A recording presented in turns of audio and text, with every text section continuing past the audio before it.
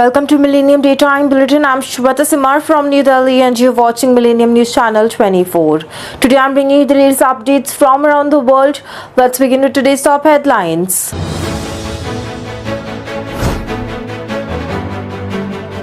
Hamas reject Israeli ceasefire disarmament proposal, Palestinian officials say.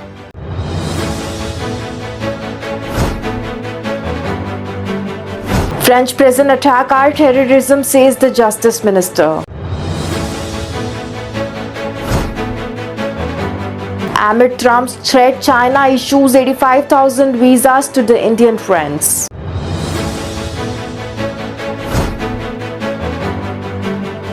Hungary's exit from the International Criminal Court is a sign of the times.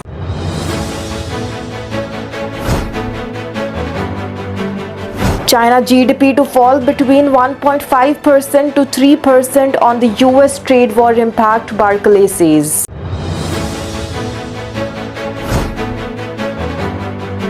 Extended heat wave in India, Pakistan to test survivability limits with the temperatures reaching Death Valley levels. Bengal violence ahead, families migrate to Jharkhand, relief camp set up in Malda. Investor confidence fuels the global market surge, commodities climb on the steady economic outlook. Chell helps Punjab Super Kings seal stunning comeback win. Lewis Hamilton takes first ever win for Ferrari in sprint race at the Chinese Grand Prix. Now let's look at the details. Hamas is said to have rejected an Israeli proposal for a 6-week ceasefire in Gaza, which pulled for the armed group to give up its weapon. A senior Palestinian official familiar with the talks said that the plan gave no commitment to end the war or for an Israeli troop pullout. Key Hamas demand in exchange for releasing half of the living hostages which it holds. Also, it comes as Israel continues its military offensive in Gaza. A security guard was killed and 9 other people were injured in an airstrike on a field hospital in the Khan Yunis, the hospital authorities said. Also, the IDF, that is the Israel Defense Force, said that it struck the head of the Hamas cell. A United Nations agency meanwhile warned that the humanitarian situation in Gaza is now likely the worst it has been in 18 months since the outbreak of the hostilities.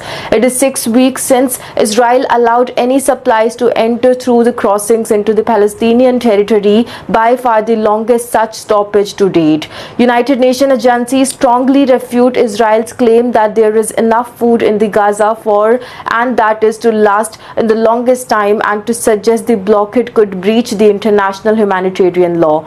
Israel's Prime Minister said that the block on supplies was aimed at pressuring Hamas to release the hostages and to extend the ceasefire which expired on the 1st of March.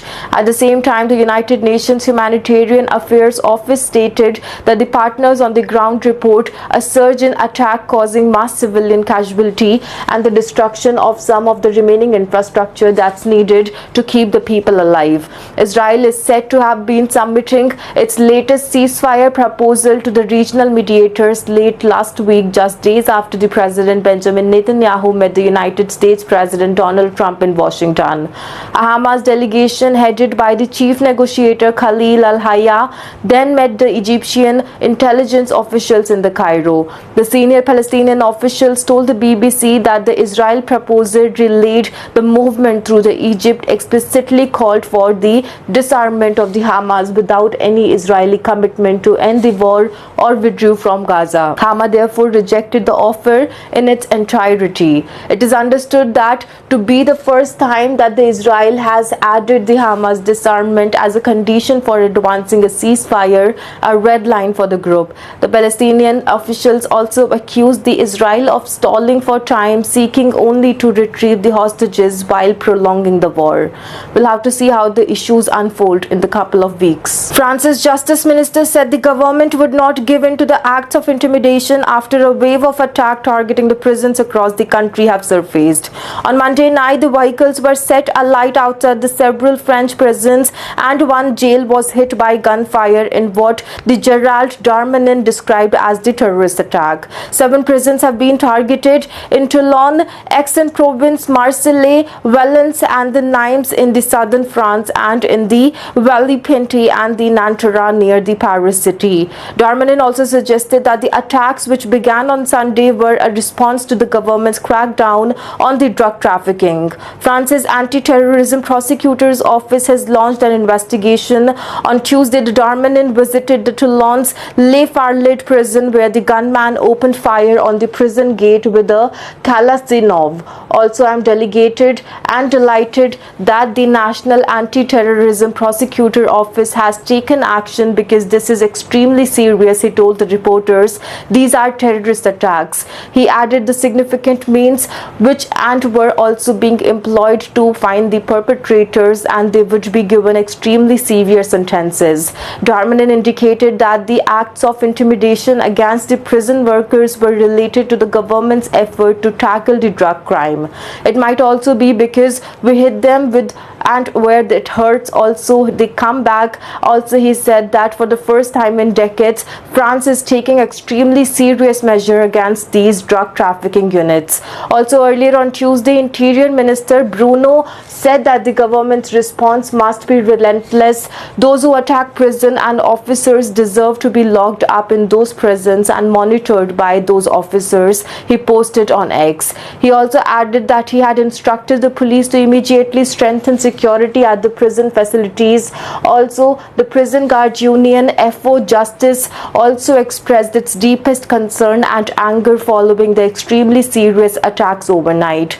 The union posted updates from the aftermath of several attacks on the X, also including images of the burnt out vehicles in prison cars park and bullet holes in the Toulon prison entrance gate. It called for urgent government action to protect the prison staff. Another union, that is UFAP UNSA Justice, said that there were not enough officers to secure the prison perimeters, that is 24/7. Also, UFAP said that the staff vehicles were among those set on fire outside the jail in the Villepinte, Auxin-Lyons, Nanterre and Valence city.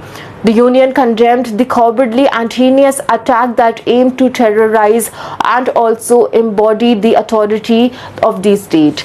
In Nancy, a prison officer was repeatedly threatened at their home, while in Marseille, an attempted arson attack targeted the prison officer's accommodation. Chinese embassy in India has issued over 85,000 visas to the Indian citizen between January 1 and April 9, marking a significant step towards the strengthening of the people-to-people ties between the two nations. According to the Chinese ambassador Zhu Fihong, as on April 9, 2025, the Chinese embassy and the consulate in India have issued more than 85,000 visas to the Indian citizens traveling to China this year.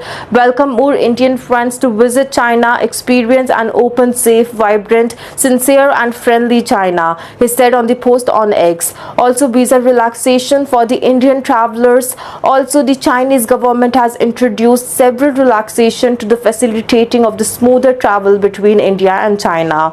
No online appointments. India applicants can now directly submit their visa application at the visa centers on the working days without prior online appointments. Biometric exemptions. Travelers visiting China for a short time are exempt from providing any biometric data, reducing the processing time. Also, the visa fees. Now a Chinese visa can be obtained at a much lower rate, making the travel more affordable for the Indian visitors. Quicker processing time. The visa approval timelines have now become more streamlined, allowing for quicker issuance and benefiting both businesses and leisure travelers.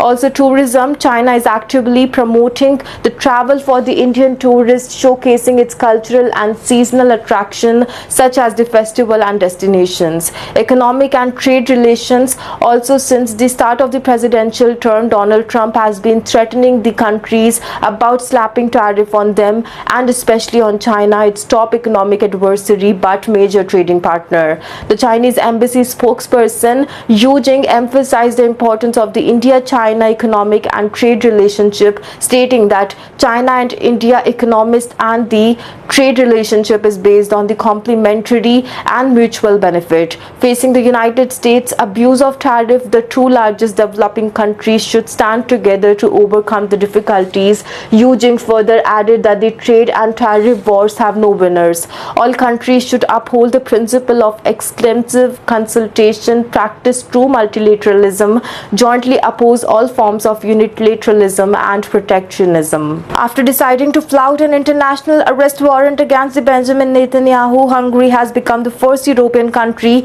to announce the plans to leaving the International Criminal Court, that is ICC.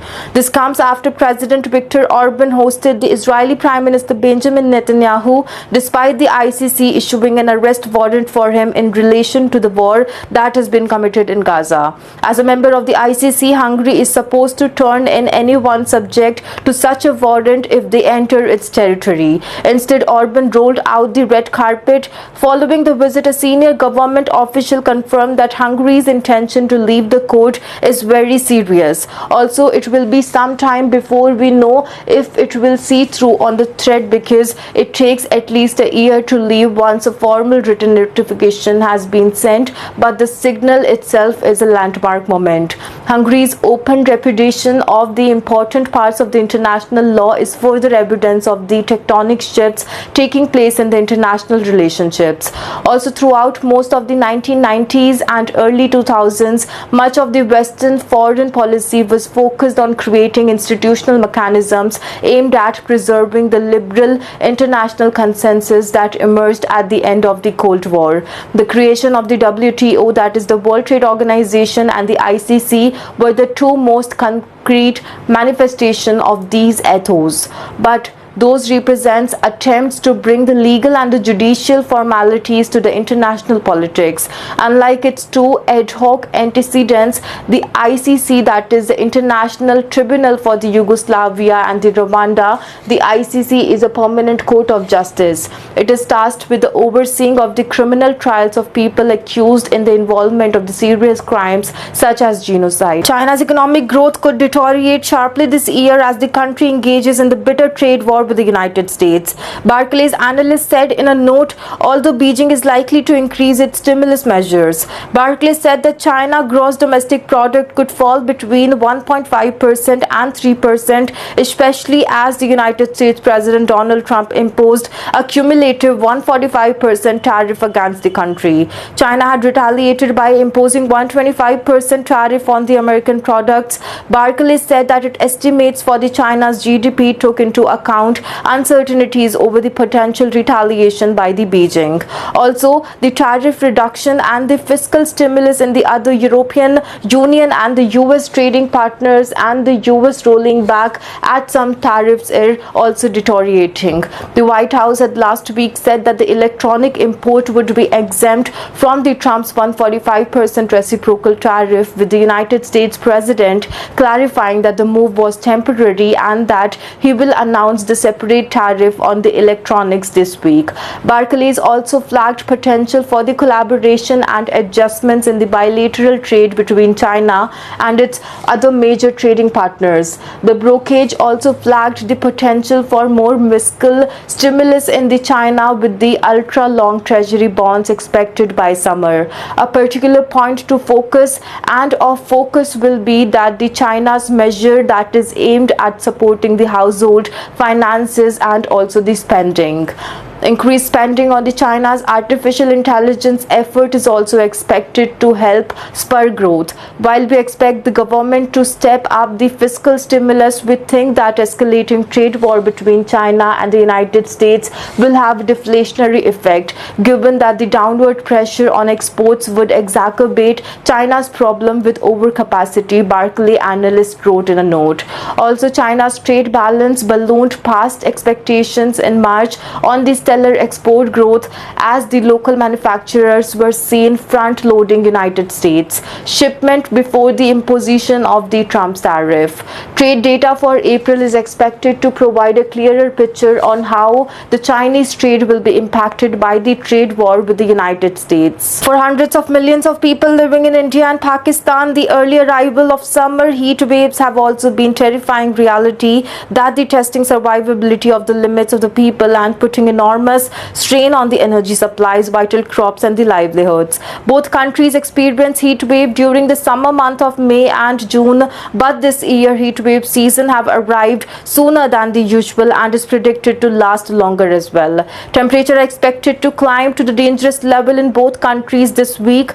Parts of Pakistan are likely to experience heat up to 8 degrees Celsius above the normal April temperature, that is 14 to 18 degree. According to the country's meteorological department, the maximum temperature in the Balochistan is the country's southwest, which could go up to 49 degrees Celsius, that is 120 Fahrenheit.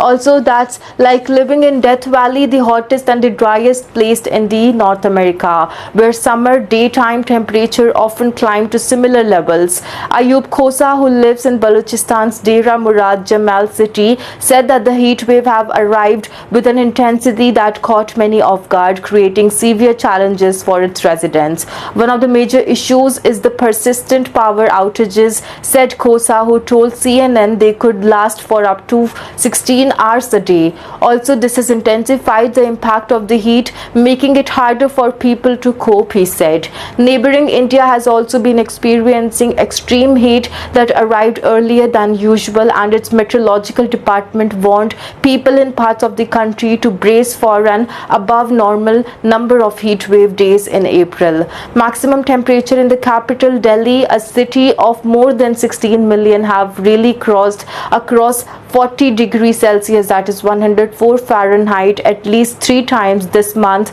up to 5 degrees above the seasonal average, the meteorological department said. Also, the searing heat is being faced in several neighboring states too, including Rajasthan in the northwest, where laborers and farmers are struggling to cope, and the reports of illness are beginning to emerge. Also, the maximum recorded temperature in the parts of Rajasthan reached 44 degrees Celsius, that is 111 Fahrenheit on Monday, according to the meteorological department. Anita Soni from the women's group Thar Mahila Sansthan also said that the heat is much worse than other years, and this is worrying, and also we are worried about how it will impact children and women in the state. When the laborers or the farmers head out, there is instant lack of drinking water. People often feel like vomiting, they fall sick or they feel dizzy, she said. Farmer Balulal also said that people are already falling sick due to the working in it. Also, we cannot even stand to work in it, he said. When I'm out, I feel that people would burn due to the heat outside. Lal said that he worries about his work and how he will earn money for his family. We have nowhere else to go, he said. Several families have been displaced, with many migrating to Jharkhand's Pakur district, with others have taken to refuge in the relief camp set up in the Malda following the rest and the unrest that has followed in the Murshidabad, triggered by the protest over the Waqf Amendment Act. An elderly man who migrated to the Jharkhand's Pakur broke down while recounting his ordeal during the Murshidabad violence. Speaking to ANI, he said that I don't really know what happened. I opened my shop in the morning and sat outside. They started hitting the doors, pelting bricks and stones, and eventually breaking the doors. My television, my mirror, my furniture, 2-3 Almirah and all the money were also home, and they were all taken. We came here night before yesterday. Following the unrest, leaders of the various political parties have blamed the Chief Minister Mamata Banerjee led, that is the West Bengal, for the remaining silent while the situation worsens. Uttar Pradesh Chief Minister Yogi Adityanath also has attacked the West Bengal government over the violence in Murshidabad, accusing the Mamata Banerjee-led government of remaining silent while the situation worsens. Addressing a gathering, CM Yogi also thanked the Calcutta High Court for ordering the deployment of the central forces immediately in Murshidabad. Bengal is burning. Chief Minister of the state is silent. She calls rioters messengers of peace, but those who understand only force won't listen to words. In the name of secularism, they have given complete freedom to the rioters to create unrest. The entire Murshidabad have been set on fire since last week, week, yet the government remains silent. Such anarchy must be brought under control, CM Yogi said. BJP leader Dilip Ghosh also alleged that the Mamata Banerjee-led West Bengal government is creating a Bangladesh-like situation in the state following the recent incidents of the violence in Murshidabad.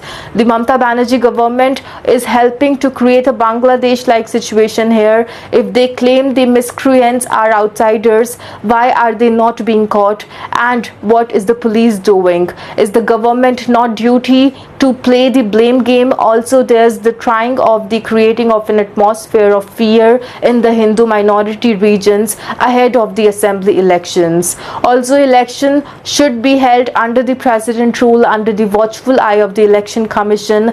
Otherwise, the Hindus will not be able to vote, he said.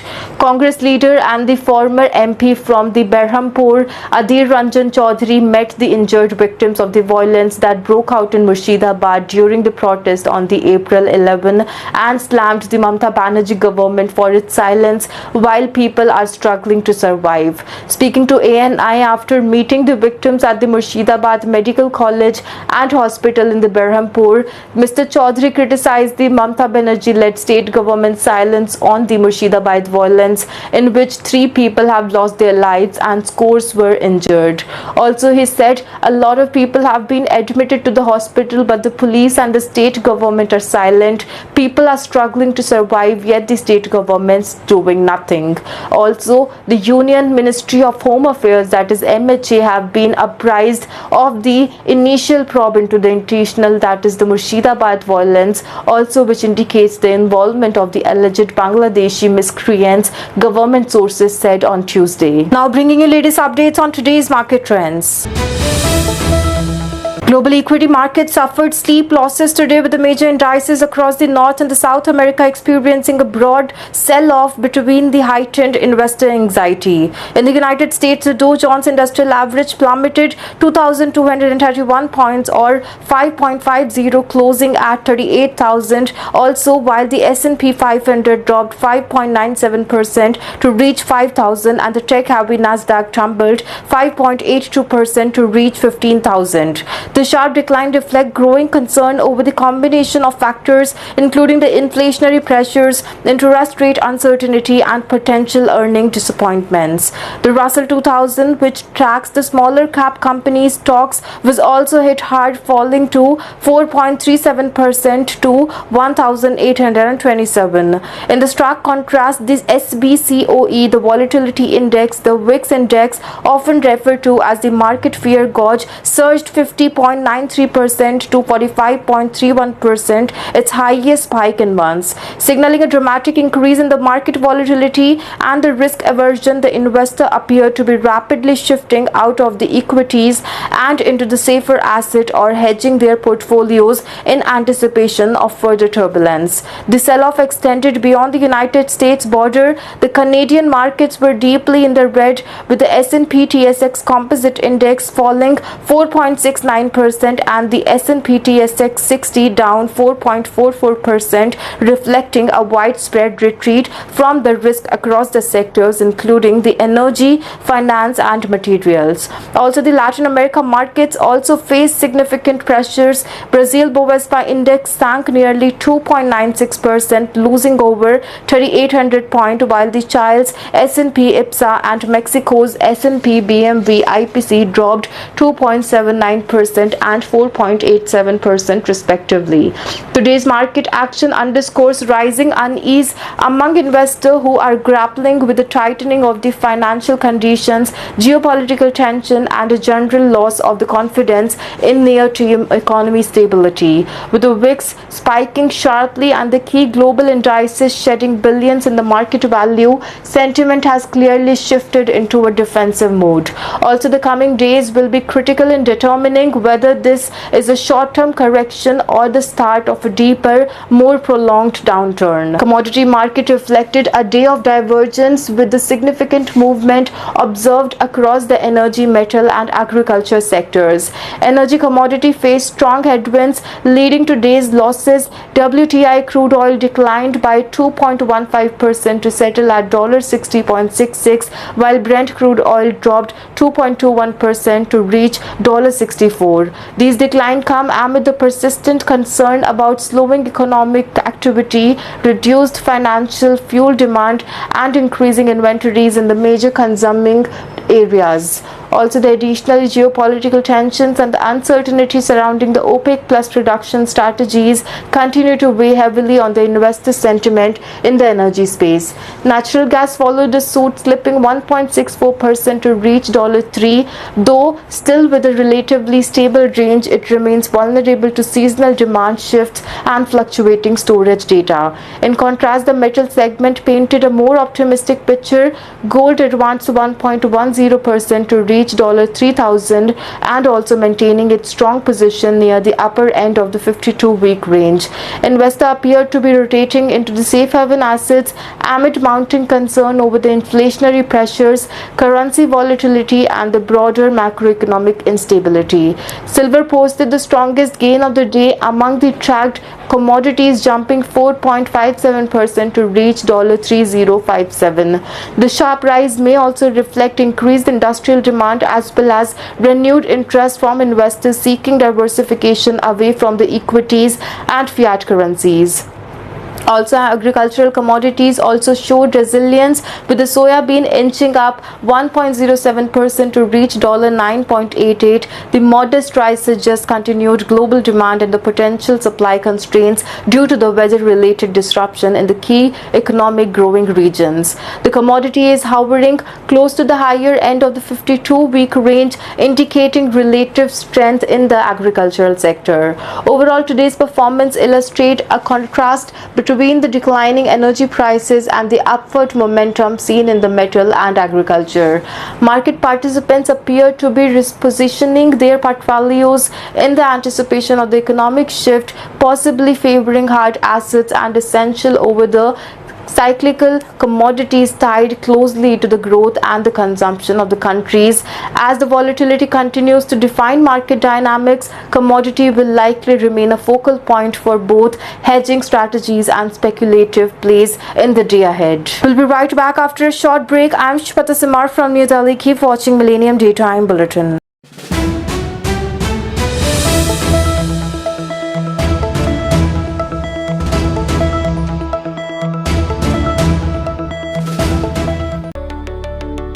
Hello viewers, you are watching Millennium News 24.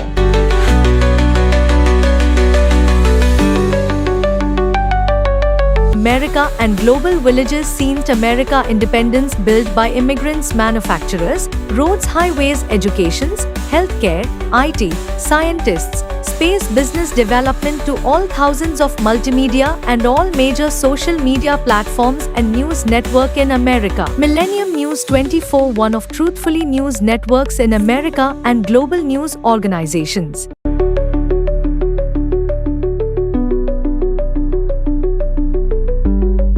Please watch, follow and subscribe. We are in iOS and Android devices, Roku, Amazon, Apple devices, all smart TV, globally Horizon satellite, social media Millennium News 24, Millennium TV 24. Website www.millenniumnews24.com and www.millenniumtv24.com. Thank you.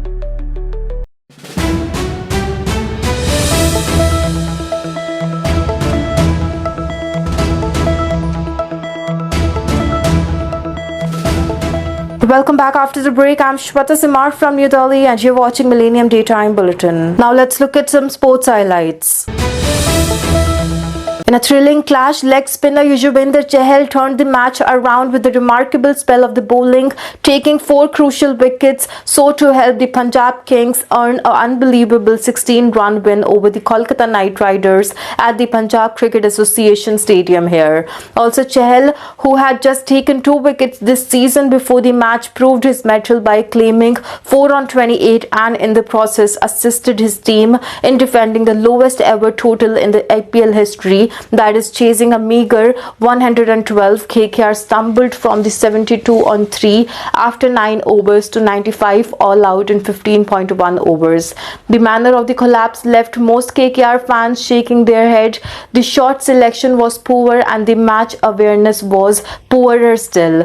They were also well ahead of the asking rate and could have won the game in singles but kept losing one wicket after another, lauding Chahal's performance. A beacon of the head coach, that is Ricky Ponting, said that the heart rate was still up there. 2 days ago, we could not chase 240 and small chases like these. The wickets was easy. How about Chahal tonight?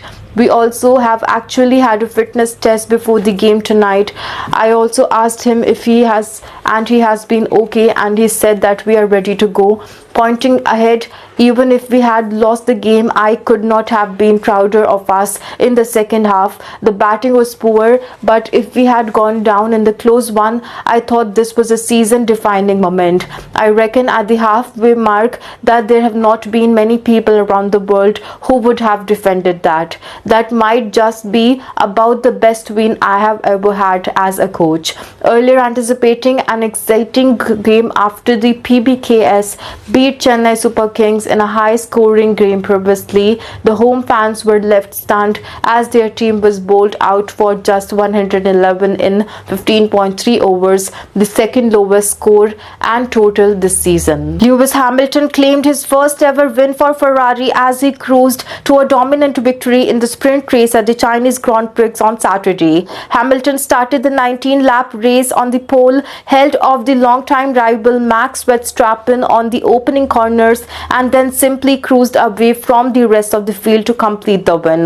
The 7-time world champion was making just his second appearance for the iconic Italian outfit, whom he joined at the start of the season. Later on the Saturday, Hamilton qualified in the 5th place for the Sunday's Grand Prix, while the McLaren Oscar Piastri also took pole position for the first time in his career. Such result marked a turnaround for the Hamilton, whose debut for Ferrari at the Australian Grand Prix last weekend have been somewhat of a disappointment as he finished in the 10th round. Also, after winning this crucial moment that he lambasted those who had criticized his debut performance, I really do feel a lot of people underestimated the steep climb it is to go and to get a new team and to become acclimatized with the team. Understanding and communication, all sorts of things, the 40-year-old said in the post-race interview.